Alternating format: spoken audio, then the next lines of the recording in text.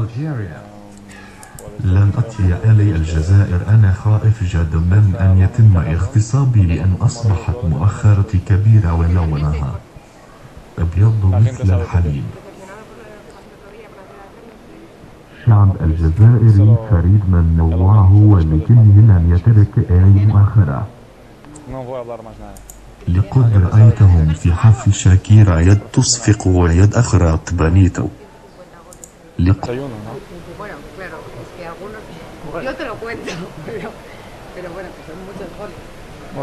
سمعت المباراة ستكمل ضد فريق الحراش، وهذا يؤكد أن ريال مدريد لن تعد إلى إسبانيا.